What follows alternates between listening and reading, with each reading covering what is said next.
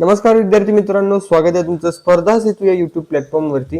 तर आज तारीख आहे 18 ऑगस्ट आणि आज आपण पाहणार आहोत 18 ऑगस्टच्या सर्व लेटेस्ट चालू घडामोडी, ते पण MCQ आणि एक्सप्लेनेशन फॉर्मॅटमध्ये.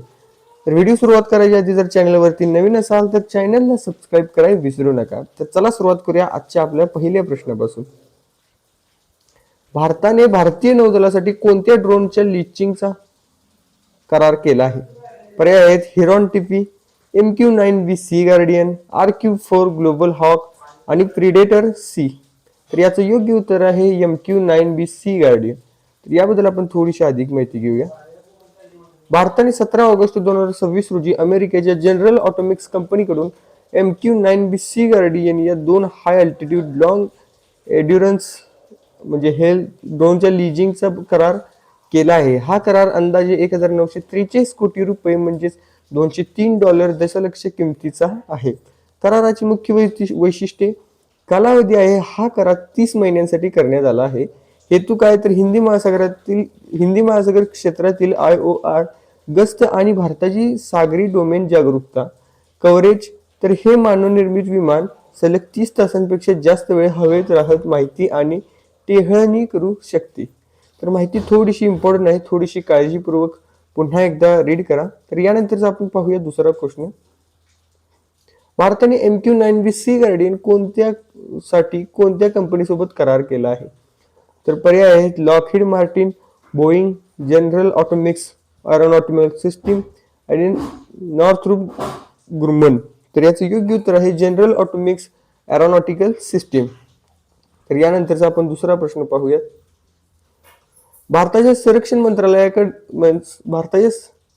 याबद्दल थोडीशी आधी माहिती घेऊया. भारताच्या संरक्षण मंत्रालयाने अमेरिकेची संरक्षण company general Atomics Aeronautical system सोबत MQ-9B सी गार्डियन ड्रोन संदर्भात करार केला आहे.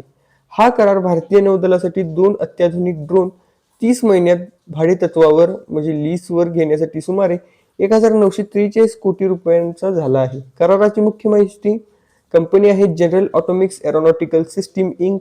General Atomics. खर्च आणि स्वरूप तर सुमारे 1943 कोटींचा हा करार दोन रिमोटली पायलट एअरक्राफ्ट सिस्टीम 30 महिन्यांच्या लीजवर घेण्यासाठी आहे. लीज म्हणजेच लोनवर एक प्रकारे. कशासाठी उपयोग तर हे ड्रोन प्रगत सेन्सर्स आणि पेलोड्सने सुसज्ज आहेत. ते भारतीय नौदलाची सागरी डोमेन जागरूकता आणि पाळत ठेवण्यासाठी क्षमता वाढवतील. महत्वाची भूमिका तर हिंदी महासागर क्षेत्रातील घडामोडींवर सतत लक्ष ठेवण्यासाठी आणि सागरी सुरक्षेला बळ देण्यासाठी ही यंत्रणा महत्वाची ठरणार आहे. तर यानंतरचा आपण दुसरा प्रश्न पाहूयात.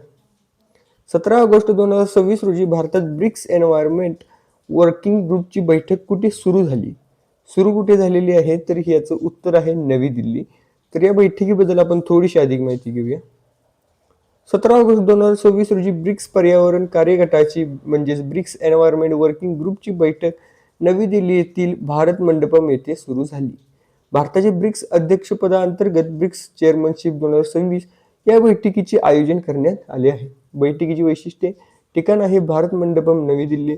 मुख्य विषय आहे लचीलापण, नवोपक्रम, सहकार्य आणि टिकाऊपणासाठी उभारणी.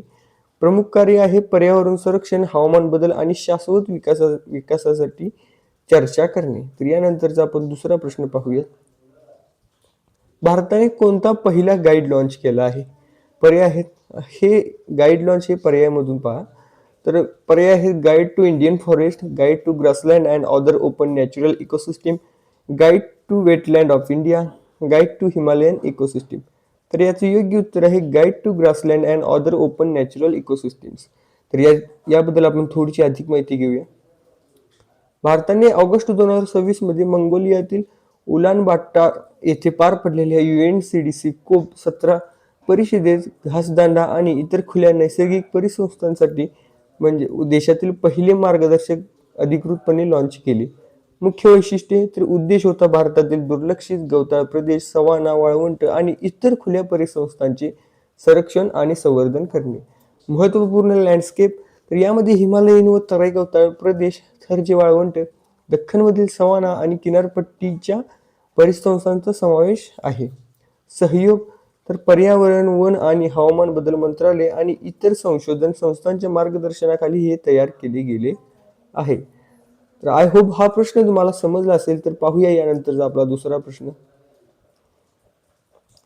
2026 BWF वर्ल्ड चॅम्पियनशिपमध्ये आयुष शेट्टीने कोणत्या देशाच्या खेळाडूला पराभूत केले आहे? पर्याय आहेत जपान, चीन, इंडोनेशिया, डेन्मार्क. तर याचं योग्य उत्तर आहे चीन. आता हा प्रश्न का इम्पॉर्टंट आहे याचं सविस्तर उत्तर तुम्हाला पुढल्या अधिक माहितीमध्ये कळेल.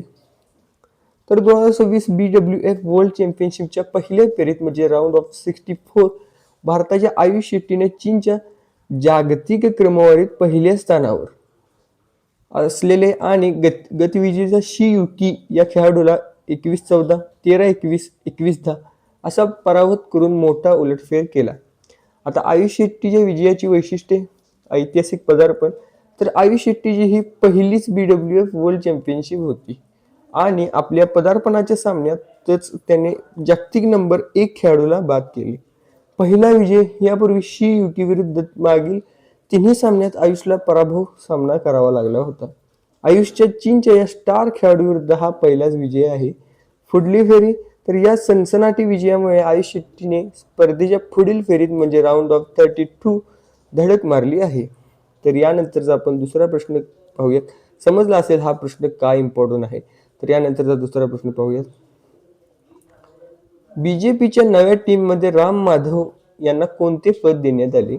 पर्याय आहेत अध्यक्ष, राष्ट्रीय सरचिटणीस, उपाध्यक्ष आणि कोषाध्यक्ष. तर याचं योग्य उत्तर आहे उपाध्यक्ष. तर यांच्याबद्दल थोडीशी अधिक माहिती घेऊया. भारतीय जनता पक्षाच्या म्हणजे भाजपच्या राष्ट्रीय अध्यक्षांनी जाहीर केलेल्या नवीन राष्ट्रीय कार्यकारिणीत आणि संघटन टीममध्ये ज्येष्ठ नेते राम माधव यांची राष्ट्रीय उपाध्यक्ष म्हणजे नॅशनल व्हाईस प्रेसिडेंट पदी नियुक्ती करण्यात आली आहे. राम माधव यांच्या नियुक्तीची वैशिष्ट्ये. तर पुनरागमन म्हणजेच तर राम माधव यांचे तब्बल 6 वर्षानंतर भाजपच्या मुख्य राष्ट्रीय संघटन टीममध्ये पुनरागमन झाले आहे. याआधी त्यांनी 2014 ते 20 या काळात पक्षाचे राष्ट्रीय सरचिटणीस म्हणून जबाबदारी सांभाळली होती. सांभाळलेली भूमिका. तर यापूर्वी त्यांनी जम्मू काश्मीर आणि ईशान्य राज्यांमध्ये पक्षाचा विस्तार करण्यात महत्त्वाची भूमिका बजावली होती. तर हे होते आजचे काही प्रश्न कसे वाटले कमेंटमध्ये एकदा नक्की सांगायचं आहे. व्हिडिओ आवडल्यास लाईक आणि चॅनलला सबस्क्राईब करायचं आहे जेणेकरून तुम्हाला रोजच्या रोज चालू घडामोडी पाहता येतील. तर भेटूया पुढल्या व्हिडिओमध्ये.